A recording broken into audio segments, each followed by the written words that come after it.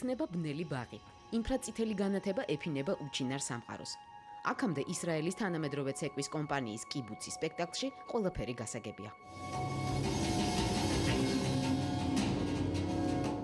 წითელი ჯარისკაცი თვალს ადევნებს. ლურჯი ჯარისკაცი აფრთხილებს. ყვითელი ჯარისკაცი ცეცხლს უკიდებს. შეაბრუნეთ კედლისკენ. აქ კი, თუ კი რამე გაუგებარი დარჩა ტექსტის ავტორისა და იმავდროულად შოუს ქორეოგრაფის, სცენოგრაფისა და მხატვარ განათებლისთვის პრობლემას არ წარმოადგენს. რამი ბეერი რუსთაველის თეატრის დიდ სცენაზე თავისი აბსტრაქტული პლასტიკური თხზულება წარმოადგინა. ეს არ არის კლასიკური ბალეტი, რომ ბროშურა გადაშალო და წაიკითხო. რა ხდება პირველ აქტში, რომელია უფლისწული? აქ არ არის ფაქტები, რიცხვები, სიტყვები. ჩვენი სპექტაკლი აბსტრაქტული ნიუანსებზე აგებული წარმოდგენაა. ჩვენი ცეკვა არის საშუალება განსხვავებული ადამიანები, ქვეყნები და კულტურები ერთი ხიდით დავაკავშიროთ. კიბუცის სპექტაკლის სახელწოდებით ბნელ ბაღში 15-მა არტისტმა იცეკვა და დაადასტურა, რომ პრესას ბევრი არ გადაუჭარბებია, როცა ისინი ათლეტურ, ლამაზ და მაგიურად მოძრავ მოცეკვავეებად მონათლა.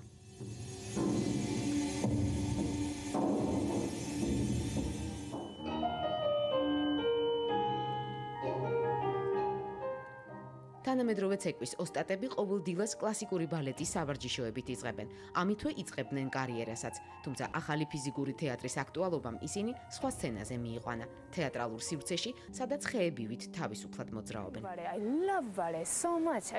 მე მიყვარს ბალეტი, ძალიან მიყვარს. მიყვარს ეს ჩაიკოვსკი, მაგრამ ბალერინა რომ გახდე, ასეთად უნდა დაიბადო.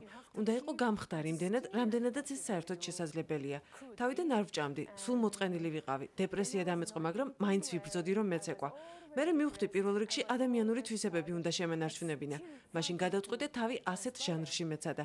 კლასიკური ბალეტი ერთი ლამაზი მწკრივია, რომელშიც დგახარ. ჩვენი ცეკვა კი იმპროვიზაციის საშუალებას გვაძლევს. აქ შეგიძლია საკუთარი ხასიათი გამოავლინო. კიბუცის სპექტაკლი თბილისის მეორე საერთაშორისო თეატრალური ფესტივალის უცხოურ პროგრამაშია, მაგრამ რადგან წარმოდგენებს ედინბურგის ფესტივალისგან განსხვავებით აქ ვარსკვლავებით არ აფასებენ, შეაფასეს ტრადიციული წესით, ცუდს, კარგსა და საშუალოს შორის ამ უკანასკნელით. თვითონ თანამედროვე ცეკვის თეატრი იტევს ამ საშუალობას, ცეკვას, მოძრაობასა და ფიზიკურ მდგომარეობას შორის და რაც ყველაზე უფრო აღსანიშნავია, მე მეჩვენება, რომ ეს იყო კარგად გაწვრთნილი სხეულების კონვულსიები უფრო მეტად ვიდრე ქორეოგრაფიის ნამუშევარი. მე მაინც მიყვარს ის დენს თეატრი ესე დავარქვათ, რომელიც ან ემოციურად ძალიან მტვირთავს, ან აზრს ვიგებ, ანუ სათქმელს მეუბნება. ველოდებოდი, რომ ებრაული არაჩვეულებრივი მუსიკა დამხვდებოდა.